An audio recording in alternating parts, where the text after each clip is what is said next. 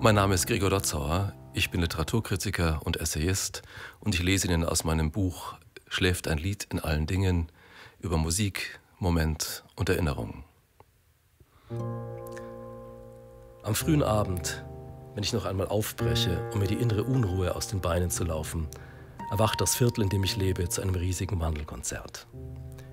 In den Straßen ringsum ebbt der Verkehrslärm ab, das Rauschen der Autobahn weicht einem Summen und in der hereinbrechenden Dämmerung verblassen die Umrisse der vertrauten Stadt zugunsten einer ganz anderen, einer akustischen Ordnung. Ich weiß inzwischen genau, in welchen Stockwerken Klaviere wohnen und in welchen Kellern Schlagzeuge ihr Dasein fristen. Ich kenne die Geigen und die Blockflöten. Auch sonst gibt es auf meinem Parcours zwischen den letzten Bierkneipen, aus denen noch deutscher Schlager weht, und den Shisha-Bars, die Gangster-Rap auf den Gehsteigpumpen, kaum etwas, das es nicht gibt. Eine Akkordeonschule, einen Konzertsaal für alte Musik und einen Jazzclub, der hinter aquariumsartigen Fenstern allwöchentlich zu Jam-Sessions einlädt.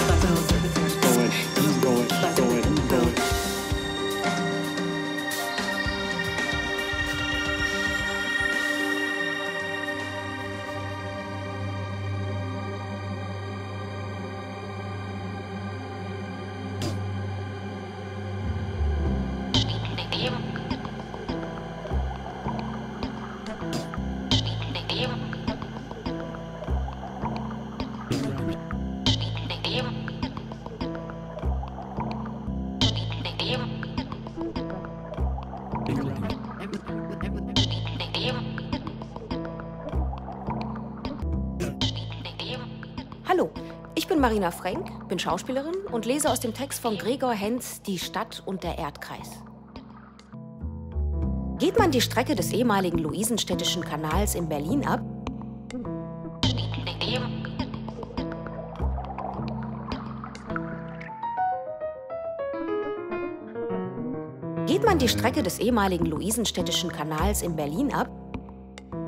ist die Stadt aus der Perspektive des Schwimmers zu erleben. Trockenen Fußes natürlich.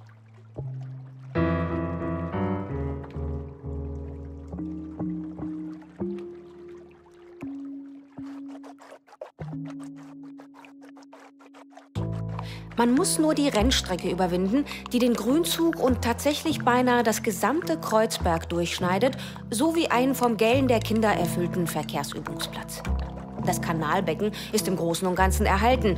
Wege und Sträucher leiten den Spaziergänger, der einen eisblauen Sportkinderwagen schiebt, durch die einst mit Wasser gefüllte Senke. Bänke laden zum Füttern ein.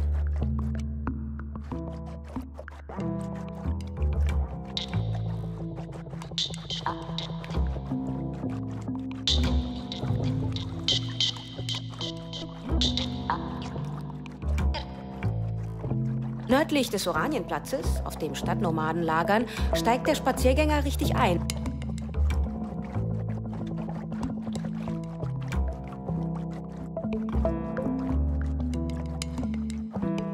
Sein Kopf befindet sich jetzt knapp über der alten Wasseroberfläche. Nur das Baby muss tauchen.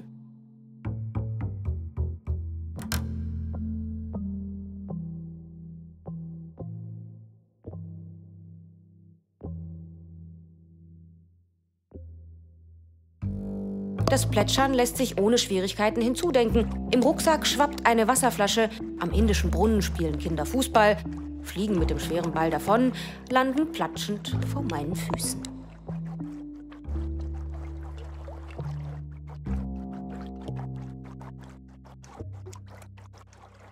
Ich bin Tom Bresemann, Autor, Musiker, Veranstalter. Es gibt mehrere Referenzen in dem Gedicht. Die persönliche, sozusagen die Anekdote dazu ist erstmal, dass ich sehr lange an dem Kreuzberg gearbeitet habe und sich diese Nachbarschaft mit der Zeit immer mehr geändert hat. Am Anfang standen also an ganz äußeren Zeichen, wie zum Beispiel den Autos, die da geparkt waren. Am Anfang waren das verhältnismäßig normale Autos. Irgendwann fingen dann Maseratis und Bentleys an, dort zu stehen. Und das ist der Ausgangspunkt des Gedichts. Also der Frühling bricht an und die ersten Maserati blühen auf. Und auch die Hunde, die dort rumgelaufen sind, haben sich geändert. Es gibt auf einmal teure Hunde, es gibt Whippets und edle Luxusrassen. Und es ist ein Zitat natürlich drin, eins der Zitate: Wir brauchen keine Hausbesitzer, denn die Häuser gehören uns. Ein gutes altes Tonsteine-Scherben-Zitat. Klassische 70er, Anfang 80er Jahre Kreuzberg-Hausbesetzer Szene, die sich natürlich gewandelt hat, weil diese Hausbesetzer, ehemaligen Hausbesetzer jetzt mittlerweile die Hausbesitzer sind. Central Park Living. Frühling am Kreuzberg. Die ersten Maserati. Was das für eine Rasse sei, was so ein Whippet eigentlich scheißt. Unter uns, die leben auch nicht anders als: Wir brauchen keine Hausbesitzer, denn die Häuser gehören uns. Jetzt übertreibst du aber. Das ist doch nicht dein erster Mai, wa? Mein rechter Platz geräumt. Du parkst auf eigenem Risiko.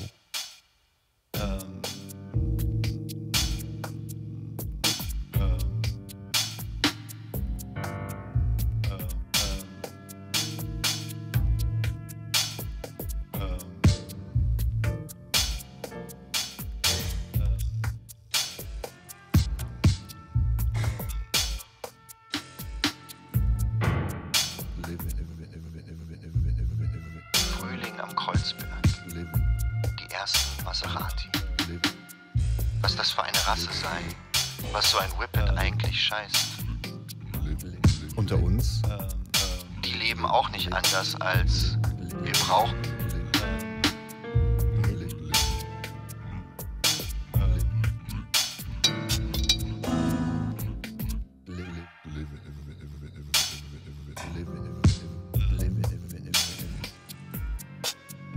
Ein rechter Platz geräumt. Du parkst auf...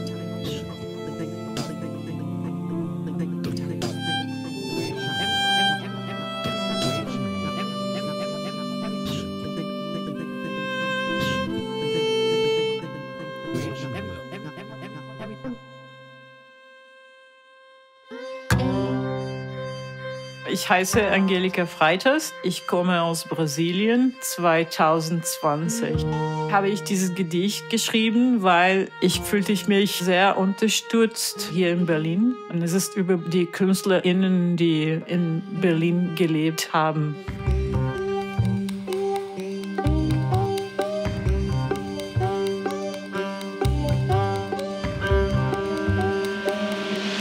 Artista em Berlim.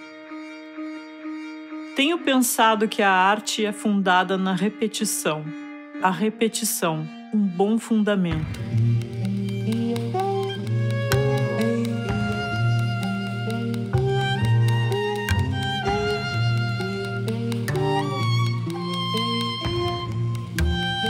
Mantém-nos flutuando no rio, indo aonde quer que seja. Aqui, o rio que imagino é o Spree.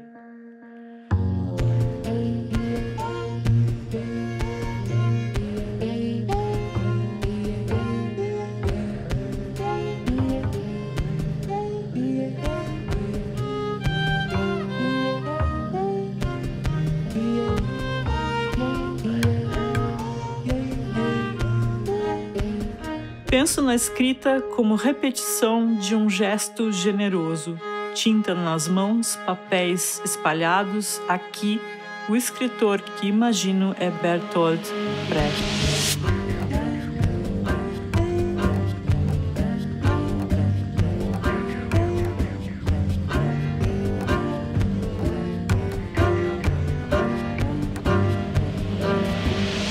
Penso na poesia como convite ao canto e à dança. É a nossa vez.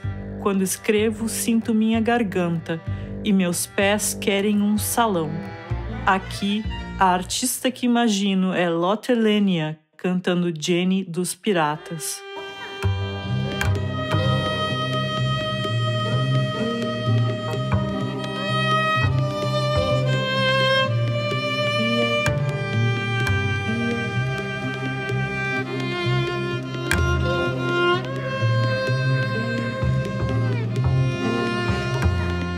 Gosto de pensar com as minhas pernas. Tiergarten, Walter Benjamin. Um passo, depois o outro. Aqui, em Benigsenstrasse, cada respiração repete a anterior. E eu escrevo, danço, canto e penso.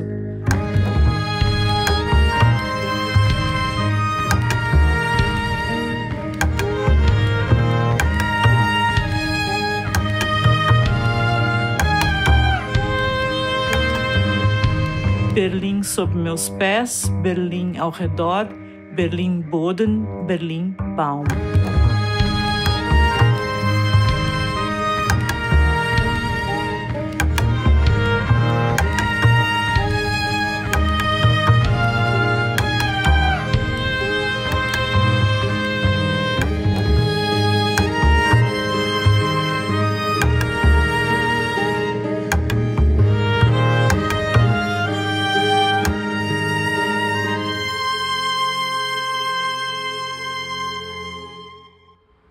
Also ich bin Donna, Stonecipher, und ich komme aus Seattle, Washington, in den USA.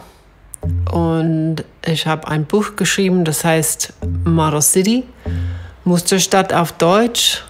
Und es geht um die Idee, ideale Städte zu bauen und wie das schiefgehen kann.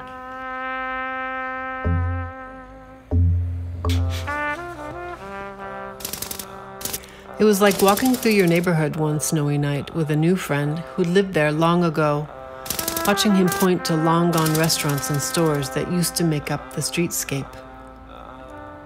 It was like slowly becoming aware one winter that there are new buildings going up all over your city, and then realizing that every single one of them is a hotel. It was like thinking about all those empty rooms at night, all those empty rooms being built to hold an absence as you lie in your bed at night, unable to sleep.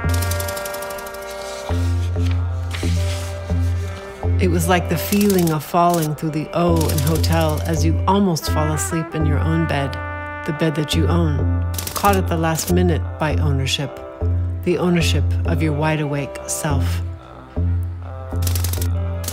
It was like giving in to your ownership of yourself and going to the window, looking out at all the softly illuminated versions of the word hotel, announcing their shifting absences all over the city. It was like wondering how many other hidden desires are in plain view as you are driven away from the neighborhood with no sidewalks, its white columns toppled, one by one, in the rearview mirror.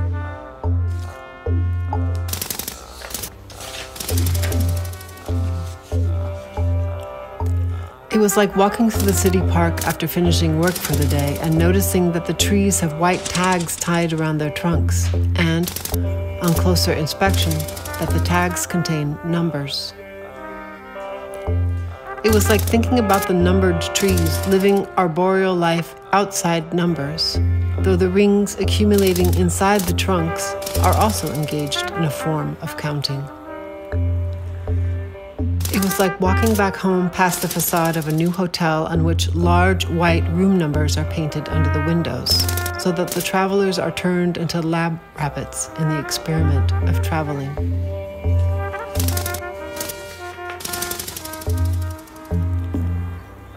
It was like taking digital photograph after digital photograph of lilac bushes in the city park, moving with your digital camera right into the lilac bushes, because you are in love and out of your mind.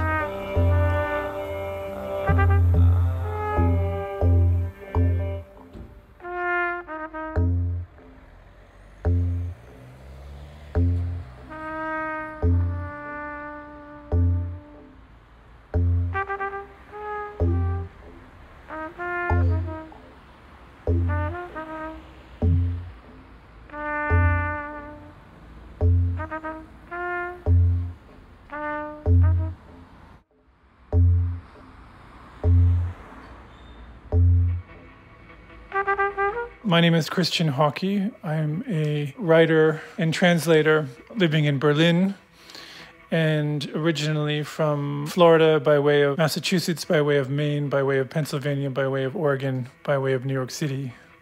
When you ask for a poem that connects to a city or to a neighborhood, this was the poem that I thought of. The one thing I should mention about the poem is that there's a highway mentioned in here, the BQE, the Brooklyn-Queens Expressway, and that's a highway that cuts through Brooklyn and Queens. And I lived for a while half a block away from this highway, basically just underneath it.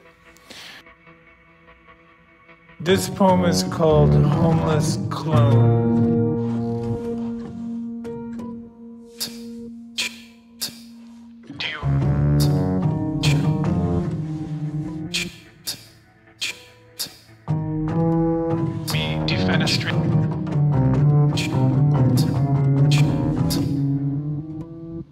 I live on a street with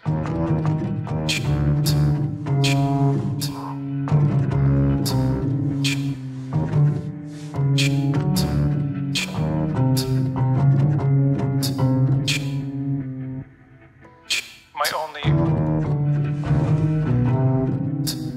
a wingless pigeon.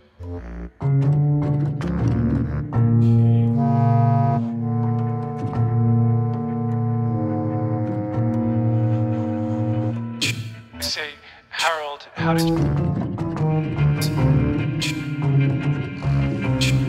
Harold, how did you? Harold,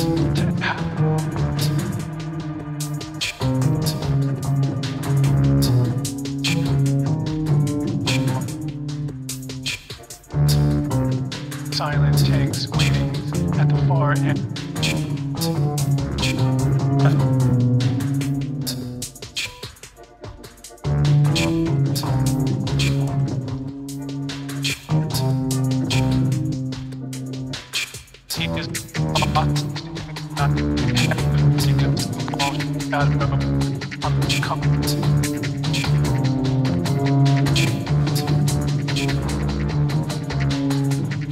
Wide, empty streets, I can barely see his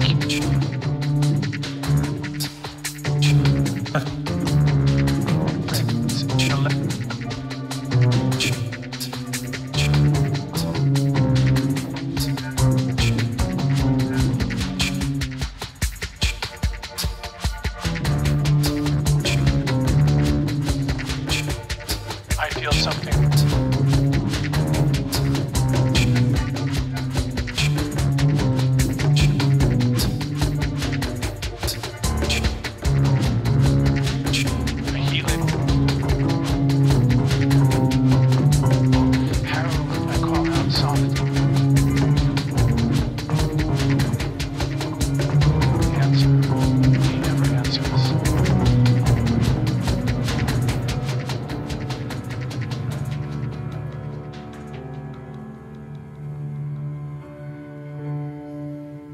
Do you read me, copy? Are you, like me, defenestrated by images of broken windows? I live on a street with no sign, no sidewalk, no swan-necked street lamps to light the addresses. My only homing device, a wingless pigeon. He leads me beside the still waters of the BQE. I say, Harold, how did you lose your wings? But he doesn't answer. I say, Harold, the evening sky darkens. The buildings seem unfamiliar. There are no lights in the long windows. Why these silent tanks waiting at the far ends of the alleyways? He doesn't answer. He almost never answers. He is lost in the night ahead of me, a small shadow on the concrete, flitting around corners, a tiny speck of gray disappearing down wide, empty streets. I can barely see his cuneiform, forking bird prints, illegible in the dusk, turning into doorways, into courtyards, rooms. It's so dark I'm afraid to move. I feel something soft brush my face, something moving gracefully, tracing a pattern, a series of rings, a helix in the air around me, invisible, Harold, I call out softly, Harold. He doesn't answer. He never answers.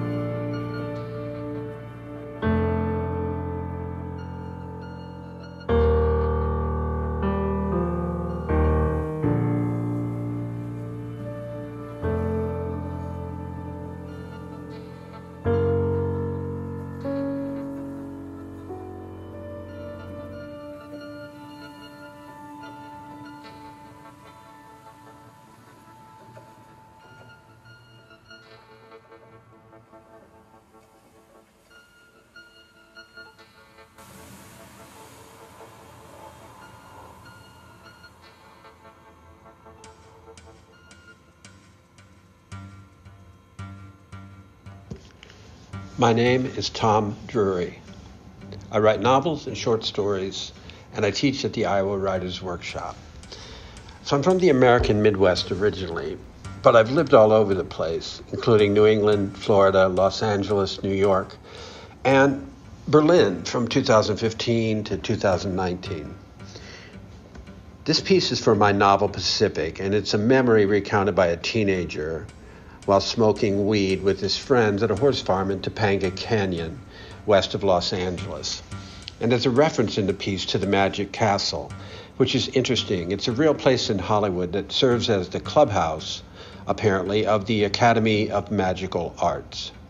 The Magic Castle is a private club, and when I was leaving Los Angeles in 2010, I sold my BMW to a magician who gave me 2 tickets to the Magic Castle, very kindly.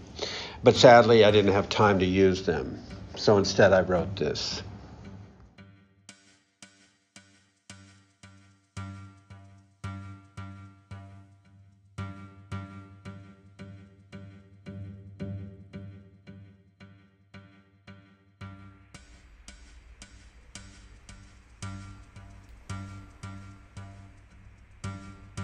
I got a lemon one time, and it had a phone number on it. So I called the number. This lady answered.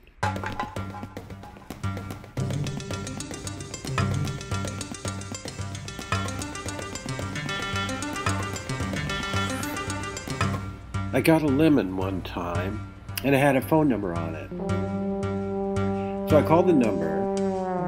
This lady answered.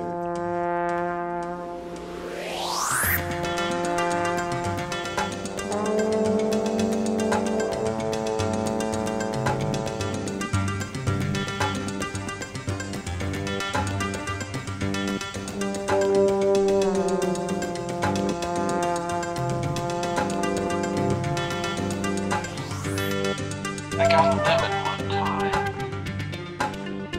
and it had a phone number on it. So I called the number. This lady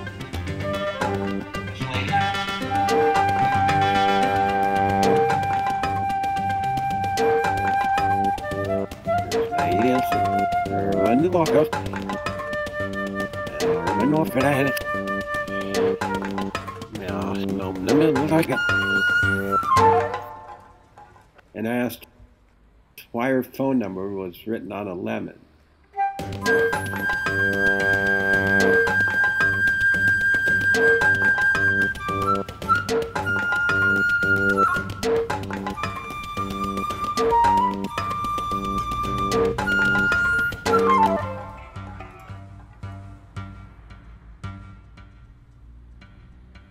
And she said it shouldn't be, that I should just throw the lemon away and forget I ever saw it. So I said I would, and in a few minutes she called back and asked where I was going to throw it away. And I said, what? And she said, the lemon. And I said, oh, probably a trash can. And she said,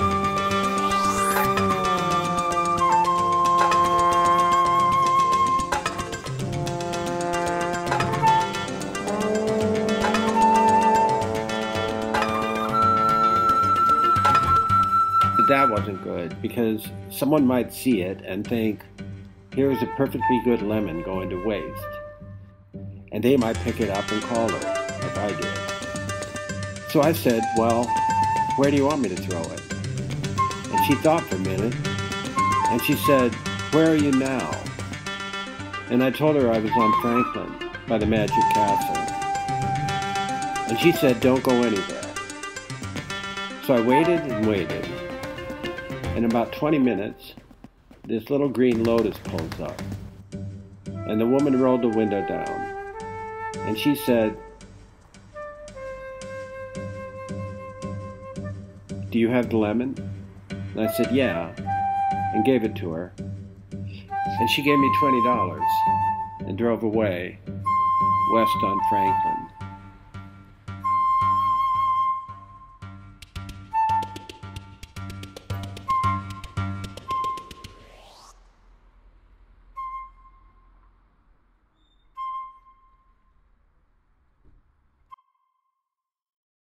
My name is Ivana Sajko, and this piece is a part of the poetic play which is called Lied der Stadt nicht für dich, and this part is called The City Has a Magic for Ones Who Believe, and it's about an artist who comes to the new city that might be Berlin, and tries to succeed, tries to start all over again.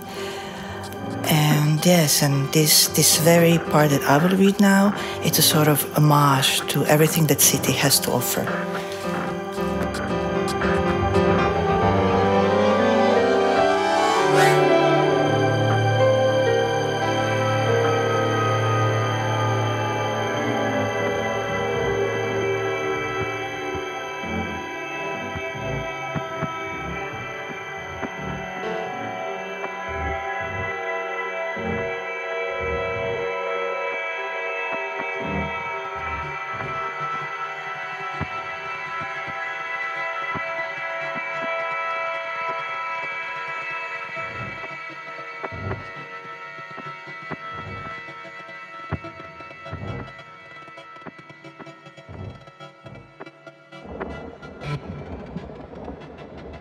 Grad ima čarolije za one koji vjeruju, jata ravnodušnih anđela I krvave otiske po izlozima. Ima napadaj panik. Die beste Vorstellung, in der ein Wunder, ein Tier, eine Hautkrankheit, ein innerer Schmerz. I potpuni mir na obali kanala gdje odmaraju labudovi. Ima pad u nepoznato. Ein Sozialfall, ein Bettler, ein Narr, eine Metapher, ein Ready-Made. Urlik koji nestaje u buci jurećeg metroa. I pijani smijeh što se prolama tvojom ulicom. Sie können doch nicht einfach an diese Tür klopfen und Geld verlangen, als wären Pijani smijeh što se prolama. So wie hunderte anderer, die zur selben Zeit ankommen. Tötet dich beinahe in Fieber. Es hätte viel schlimmer kommen. Fern ist Weisheit. Das Geschäft heutzutage.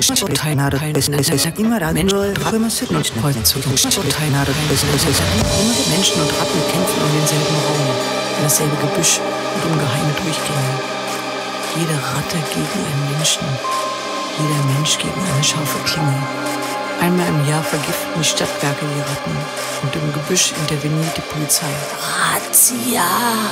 Die Stille danach dauert nur kurz an, denn bald tauchen neue Ratten und neue Menschen auf. Sprießen neue Klingen. Jemand verkauft etwas, jemand kauft etwas, jemand sahnt Prozente ab. Jeder Handel hat seine Tragödie und seine Opfer.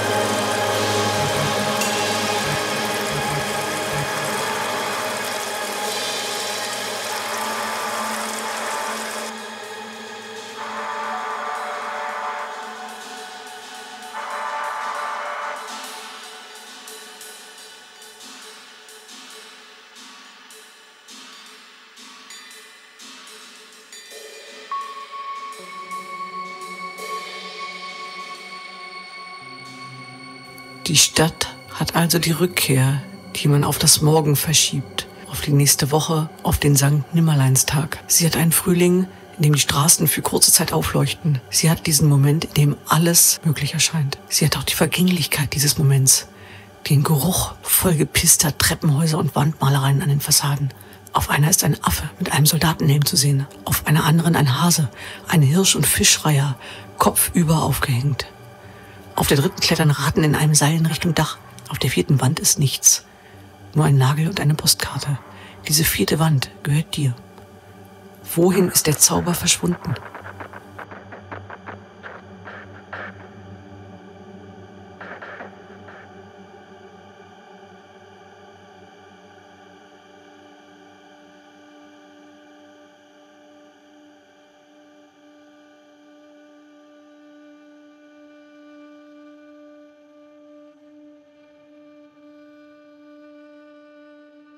Ich bin Michael Krüger, Jahrgang 1943, noch im Krieg geboren, in Berlin zur Schule gegangen, mein ganzes Berufsleben in München und London verbracht und komme jetzt als alter Mann wieder zurück nach Berlin.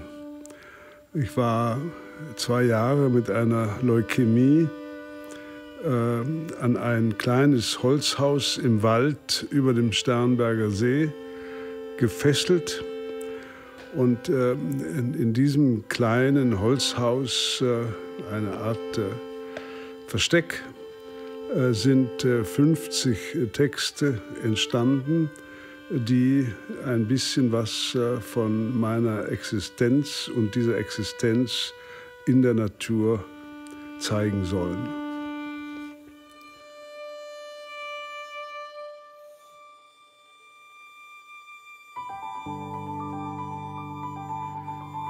Durch die kahlen Zweige kann ich den See blinken sehen, der in der Sonne wie ein großes Fass Quecksilber aussieht, das gleich überschwappt. Der Himmel ist nun endgültig leer, seit keine Flugzeuge mehr fliegen dürfen. Früher hätte man gesagt, Gottes Stunde ist angebrochen.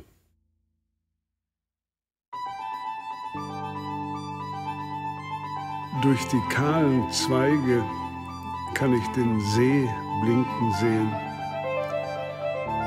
der in der Sonne wie ein großes Fass Quecksilber aussieht, das gleich überschwappt. Der Himmel ist nun endgültig leer, seit keine Flugzeuge mehr fliegen dürfen. Früher hätte man gesagt, Gottes Stunde ist angebrochen.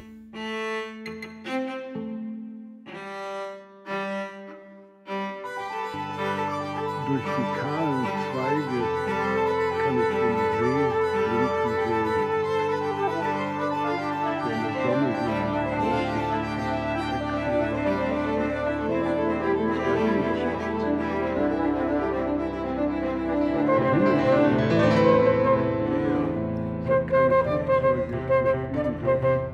Früher hätte man gesagt, Gottes Stunde ist angebrochen.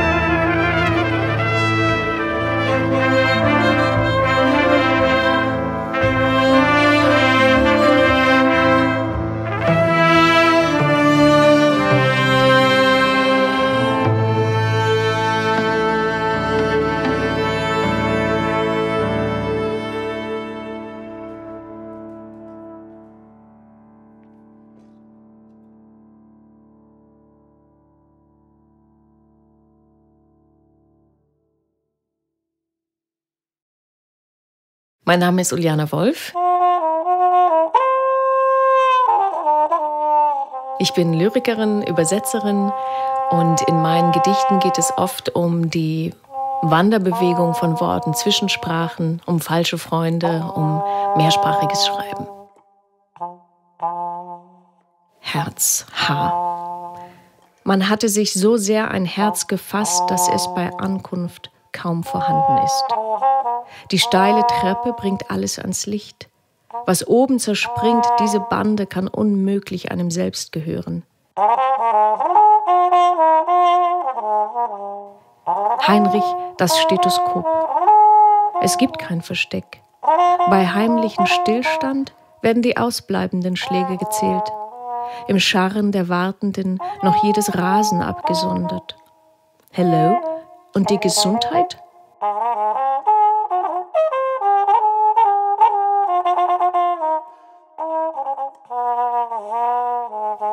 In 36 Sprachen horcht man durch die Kleider auf den wunden Punkt.